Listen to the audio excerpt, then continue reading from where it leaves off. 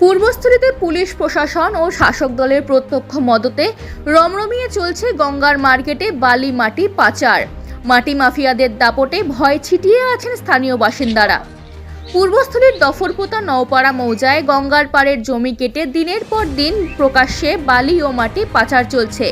শতাধিক ট্রাক্টরে চাপিয়ে গঙ্গার পাড়ের বালি মাটি নিয়ে যাচ্ছে বিভিন্ন ইটভাটায়। সারাদিন সারা রাত ধরে চলছে এই বেআইনি কারবার। রাস্তা দিয়ে হেঁটে চলা কিংবা টোটোয় করে যাওয়া দুষ্কর হয়ে উঠেছে।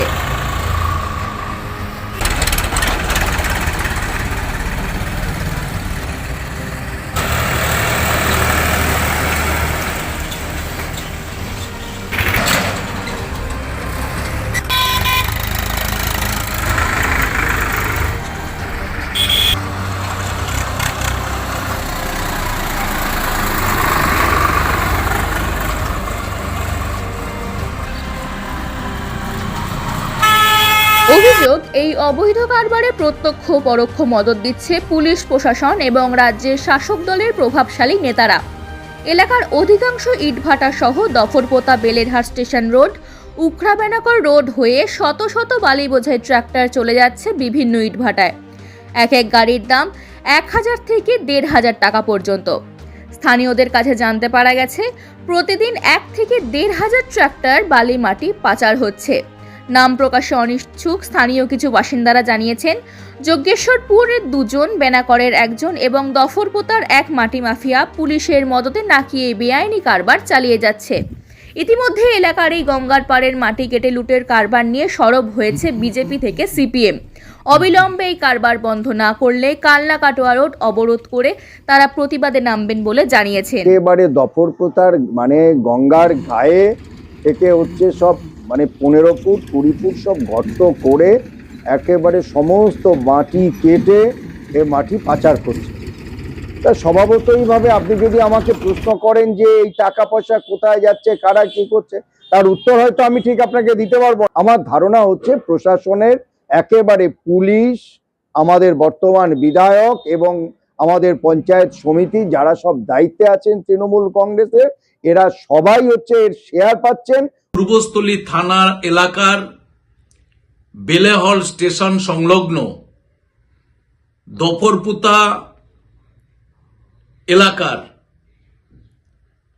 কিছু মাফিয়া যারা এই কাজ করে চলেছেন, গঙ্গার মাটি পার কেটে চাষের জমি ধ্বংস করে যে বালি এবং মাটি যজ্ঞেশ্বরপুর দফরপোতা এলাকার মাফিয়ারা কালনা মহকুমা এবং কাটোয়া মহকুমার প্রায় 80টা ইটভাটায় পাচার করছেন। এক এক গাড়ি বালি এবং মাটি যা বিক্রি হচ্ছে 800 থেকে 1000 টাকা। এই বালি পুলিশ এবং প্রশাসন, সর্বোপরি শাসক দলের বিধায়ক, পঞ্চায়েত প্রধান, পঞ্চায়েত সমিতি সকলের চোখের সামনে ঘটনা ঘটছে। বেলেহল্ট রেলগেট দিয়ে প্রতিদিন এই 1-1.5 হাজারের 80% গাড়ি পাস হচ্ছে, আর যার কারণে এলাকার সাধারণ মানুষের চলাচল অত্যন্ত বিপজ্জনক অবস্থার মধ্যে এসে দাঁড়িয়েছে।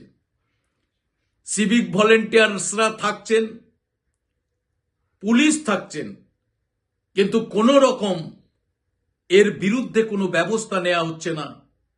আমরা চাই অনতিবিলম্বে এই মাফিয়া রাজ বন্ধ করা হোক।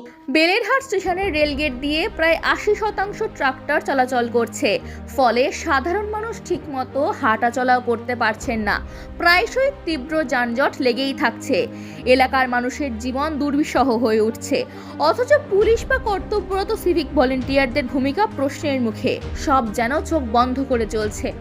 অতীতে বাম আমলে এই ধরনের অবৈধ কারবার হলে বর্তমান শাসক দল অন্তত 10 বার বেলেরহাট স্টেশনে ট্রেন অবরোধ করত, অথচ আজ তারা সম্পূর্ণ নীরব।